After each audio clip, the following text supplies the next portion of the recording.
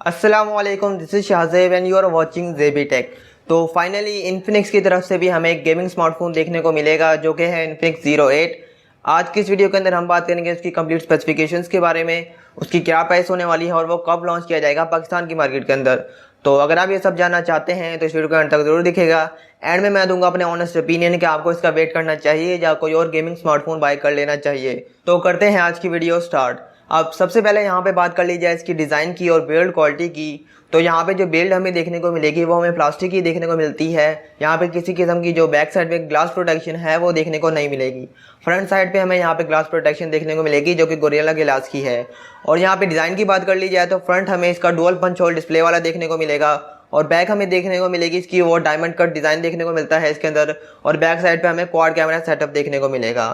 Front का जो size है, डिस्प्ले साइज़ है, वो हमें 6.85 इंचज़ का देखने को मिलता है जो कि IPS LCD डिस्प्ले है। और इसकी रेजोल्यूशन की बात कर ली जाए तो वो हमें फुल HD प्लस देखने को मिलती है, यानी कि 1080x2340 पिक्सल्स की। और यहाँ पे जो पिक्सल डेंसिटी हमें देखने को मिलेगी वो भी हमें 392 ppi देखने को मिलती है।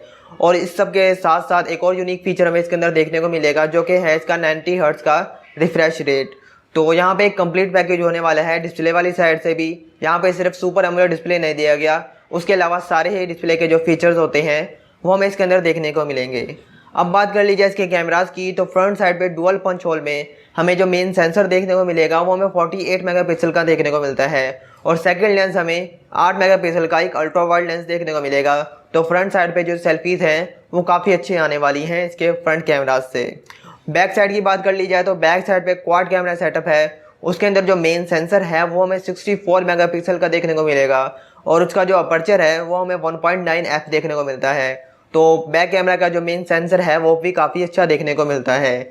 इसी तरह सेकंड लेंस हमें जो देखने को मिलेगा वो हमें 8 मेगापिक्सल का एक ultra wide lens, third lens हमें 2 मेगापिक्सल का एक मैक्रो सेंसर और फोर्थ हमें एक डेप्थ सेंसर देखने को मिलता है जो कि वो भी 2 मेगापिक्सल का है। इसके अलावा इसके अंदर हमें जो वीडियो रिकॉर्डिंग की सपोर्ट देखने को मिले वो भी हमें 4K 30 FPS तक की देखने को मिलती है। और इसके साथ साथ हमें जायरो इलेक्ट्रॉनिक इमेज स्टेबलाइजेशन भी देखने को मिलेगी। फ्रंट साइड से हमें 1080p 30 FPS की जो रिकॉर्डिंग है वो देखने को मिलेंगी। तो ऑल इन ऑल इसका जो कैमरा है फ्रंट और बैक दोनों ही काफ़ी अच्छे हमें देखने को मिलते हैं। अब नेक्स्ट बात कर ली जाए यहाँ पे इसके इंटरनल्स की, यानी कि इसके प्रोसेसर और वेरिएंट की। तो इसका एक ही वेरिएंट हमें देखने को मिलेगा जो कि 8GB रैम और 128GB स्टोरेज के साथ हमें देखने को मिलता है। इसके साथ साथ हमें जो इसके अंदर एक्सपेंडेबल स्टोरेज भी देखने को मिलेगी जो कि डेडिकेटेड मेमोरी कार्ड स्लॉट के साथ हमें देखने को मिलती है। इसके प्रोसेसर की बात कर ली जाए तो इसके अंदर हमें एक गेमिंग प्रोसेसर देखने को मिलेगा जो कि मीडियाटेक का Helio G90T है। अब ये एक 12nm टेक्नोलॉजी पे बेस्ड ऑक्टा कोर प्रोसेसर है। और इसके अंदर हमें जो GPU देखने को मिलेगा वो हमें Mali G76 MC4 का देखने को मिलता है।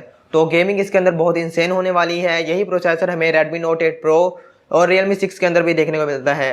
और Realme 6 मेरे पास मौजूद भी है, मैं उस पर गेमिंग करता हूं तो काफ़ी अच्छी उस पर गेम्स होती हैं। अलबत्ता वो हीटअप ज़रूर होता है, तो ये भी हीटअप होगा क्योंकि इसके अंदर भी किसी किस्म की जो कूलिंग सिस्टम है वो देखने को नहीं मिलता। तो अगर आप गेमिंग की कंसिडर करना चाहते हैं इस मोबाइल के लिए तो आपकी ये बिल्कुल परफेक्ट चॉइस होगी। नेक्स्ट यहाँ पे बात कर ली जाए इसके ऑपरेटिंग सिस्टम की। तो इसके अंदर हमें out of the box Android 10 देखने को मिलेगा, जिसके साथ हमें जो XOS है Infinix का वो देखने को मिलेगा। नेक्स्ट यहाँ पे बात कर ली जाए इसकी बैटरी की। तो बैटरी वाली साइड से भी हमें ये ठीक ठाक देखने को मिलता है। इसके अंदर हमें 4500 mAh की बैटरी देखने को मिलेगी जो कि ठीक है, इतनी कम भी नहीं है ना इतनी ज़्यादा है, एवरेज किस्म की है। और नेक्स्ट बात कर ली जाए इसकी चार्जिंग की। तो इसके अंदर हमें 33 वाट की फास्ट चार्जिंग देखने को मिलेगी। और इन्फिनिक्स यहाँ पे क्लेम करता है कि इसकी जो चार्जिंग है फास्ट चार्जिंग और ये 30 मिनट में जो 70% चार्जिंग है मोबाइल फ़ोन की वो कर देगा। तो चार्जिंग वाली साइड से भी और बैटरी वाली साइड से भी ये मोबाइल फ़ोन हमें काफ़ी अच्छा देखने को मिलता है। अब यहाँ पे बात कर ली जाए इसके वेट की। तो इसका वेट हमें राउंड अबाउट कोई 205 ग्राम देखने को मिलेगा। ये थोड़ा हैवी हमें देखने को मिलेगा, बस पता नहीं क्यों रखा गया है, लेकिन फिर भी थोड़ा हैवी है। और बात कर लीजिए इसके कलर की। तो इसके 3 कलर्स हमें देखने को मिलते हैं। एक हमें सिल्वर डायमंड देखने को मिलता है, एक ब्लैक डायमंड और एक ग्रीन डायमंड देखने को मिलेगा। बस ये थी इसकी कंप्लीट स्पेसिफिकेशंस। और इसके अलावा बात कर लीजिए इसके प्राइस की। तो इसकी जो प्राइस रखी जाएगी वो राउंड अबाउट कोई 37,036 के देखिए इतना ही रखी जाएगी, यानी कि 40,000 से 35,000 के दरमियान में ही कहीं रखी जाएगी। तो अगर ये 38-37 तक रखा जाता है तो एक अच्छी ऑप्शन बन सकती है। अगर उससे ज़्यादा रखा गया तो कोई इतनी खास नहीं बनेगी, क्योंकि इसी प्राइस में हमें Realme 6 भी देखने को मिलता है, तो आप वो बाय कर सकते हैं। अब यहाँ पे बात कर ली जाए इसके लॉन्च डेट की। तो इसका जो लॉन्च है वो अक्टूबर के स्टार्ट में या मिड में हमें देखने को मिल सकता है। अब आपके क्या ओपिनियंस हैं, क्या आप ये बाय करेंगे? नीचे कमेंट्स में ज़रूर बताइएगा।